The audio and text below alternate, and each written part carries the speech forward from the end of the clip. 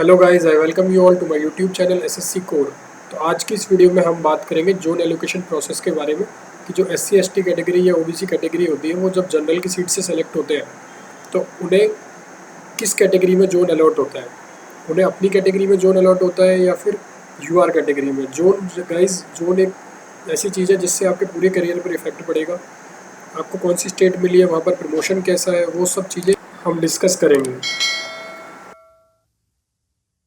मैं आपको एक बात बता दूं कि जब जोन अलॉट होता है तो उसमें रिजर्व कैटेगरी जब जनरल कैटेगरी में सेलेक्ट होती है तो क्या उन्हें जनरल कैटेगरी से ऊपर रखा जाता है, रिजर्व कैटेगरी में दिया जाता है।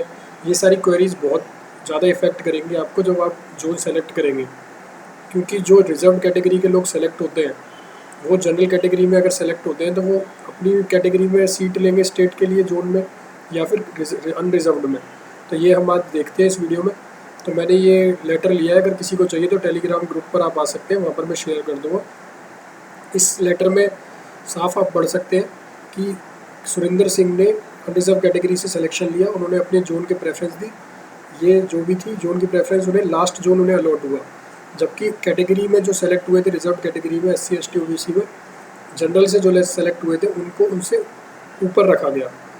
तो ये ऐसा कैसे हुआ? अगर वो जनरल से कैटेगरी में सेलेक्ट हुए फिर उनकी कैटेगरी वालों को कैसे सीट्स मिली थी, ये सारा कुछ डीओपीटी ने और डिपार्टमेंट ऑफ रेवेन्यू ने एक्सप्लेन किया है।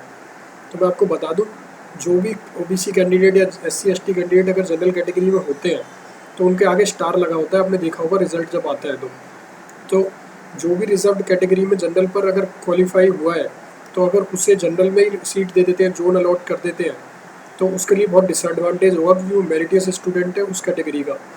पर हम एक चीज़ और देखेंगे, फिर ओबीसी कैटेगरी में उतनी सीट्स का क्या होगा जितनी अगर वो जनरल में है, और वो बाकी बची सीट्स का क्या होगा। तो इन्होंने सारी कुछ मेंटेन करने के लिए रोस्टर को रिजर्व कैटेगरी का ये सारा कुछ समझाया है प्रोसेस कि कैसे वो जोन अलॉट करते हैं। इसलिए किसी सुरेंद्र सिंह ने कैट में केस भी किया और वो वहाँ पर जीत गए, हार गया, हम लास्ट में देखते हैं कि उसको कौन सा जोन अलॉट हुआ। फिर तो उन्होंने ओबीसी से जब कंपेयर कर रहा है वो सुरेंद्र सिंह, तो उसको अपना जोन जो है बाद में दिखाई दे रहा है और पहले ओबीसी कैटेगरी को उसका प्रेफर्ड मिला है, जबकि रैंक ओबीसी वाले की कम है सुरेंद्र सिंह से।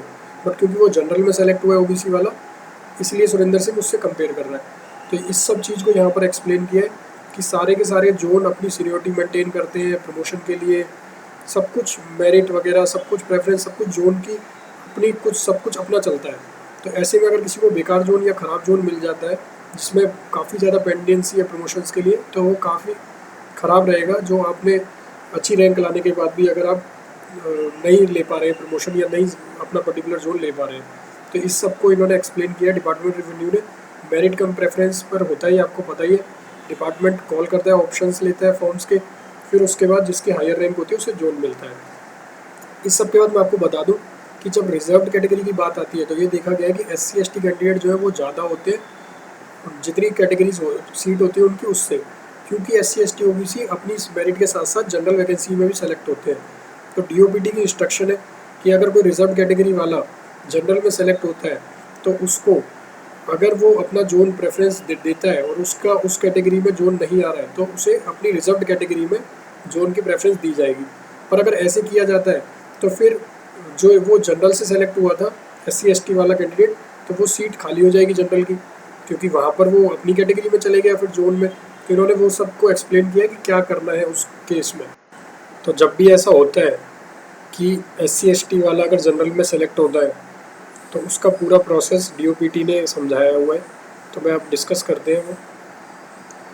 सबसे पहले डीओपीटी ने रिसीव किया है रेफरेंस डिपार्टमेंट रेवेन्यू से, एडवाइस लिया है रेवेन्यू ने, डिपार्टमेंट रेवेन्यू ने डीओपीटी से कि एससी एसटी अगर ओबीसी सेलेक्ट होते हैं अपनी ओन मेरिट में या फिर रिजर्वेशन से, तो फिर उनको डीओपीटी ने एडवाइस किया है कि कैटेगरी रिजर्व कैटेगरी का अगर कैंडिडेट सेलेक्ट होता है जनरल में तो उसको हम डिसएडवांटेजेस पोजीशन पे नहीं रख सकते, यानी कि उसे उसका जोन नहीं दे, ऐसा नहीं कर सकते।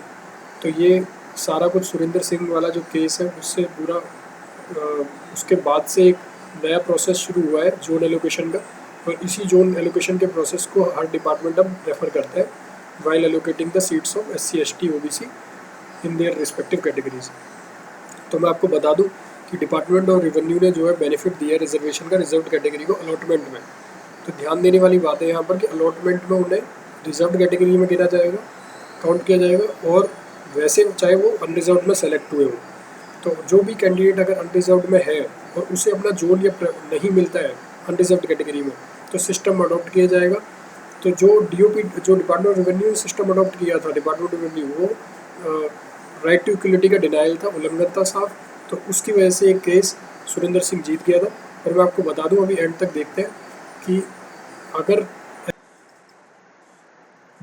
मैं आपको एक चीज़ बता दूं, ये सारा होने के बाद ये पॉसिबल हो सकता है कि नंबर ऑफ अलोकेटेड जो कैंडिडेट अनरिजर्व के और रिजर्व के, उनकी सीट्स कम हो जाएगी। क्योंकि आप एक छोटी सी चीज़ समझिए, SC/ST वाला जनरल की कैटेगरी से सेलेक्ट हुआ और फिर वो वापस अपनी कैटेगरी में जोन ले गया, तो इससे जनरल की वैकेंसीज अनफिल्ड हो गई और अनोकुलेटेड रह गए जोन्स जो है वो अलॉट नहीं हो पाए। बाकी जो उसके बाद कमीशन क्या करेगा, अगर डिपार्टमेंट सारे रिपोर्ट करते हैं जो अनरिजर्व वैकेंसीज है वो खाली है, तो कमीशन एक रिजर्व लिस्ट डिक्लेयर करेगा। फिर दोबारा जनरल और रिजर्व कैटेगरी के स्टूडेंट्स लिए जाएंगे और वहाँ से फिर उनको दोबारा उस लिस्ट में डाला जाएगा जितने नंबर ऑफ कैंडिडेट्स बचे हैं। इससे फिर दोबारा मेरिट के हिसाब से उन्हें दिया जाएगा। तो ये रूल एक्चुअली होना चाहिए था, बट जैसा कि आप सब जानते हैं जो भी डिपार्टमेंट्स हैं वो रिपोर्ट ही नहीं करते जितनी भी वैकेंसी खाली बचती है। आप में से काफ़ी सारे ऐसे लोग होंगे जिनको अपना प्रेफर्ड जोन नहीं मिलता, पर अगर आप बाद में इस लिस्ट को देखें पूरी, तो जो अनएलोकेटेड जोन्स बचे हैं या फिर जो SC/ST को जनरल में सेलेक्ट होने के बाद अपनी कैटेगरी में दिया गया है, तो वहाँ पर आप अगर देखेंगे तो आपको ये सारी चीज़ें समझ आ जाएंगी। तो उसके बाद आप इस ऑर्डर का रेफरेंस देके कैट में भी जा सकते हैं अगर आपको कोई भी प्रॉब्लम होती है और आपको लगता है कि आपको आपका जोन मिलना चाहिए था बट गलत मिला है। सेम चीज़ EXM और PWD के लिए होता है, बट वो हॉरिजॉन्टल कैटेगरीज है। तो उसकी बात हम अगली वीडियो में करेंगे या जब भी टाइम मिलेगा गाइस। तो अगर आपको ये वीडियो अच्छी लगी हो तो चैनल को सब्सक्राइब करना, वीडियो को लाइक करना।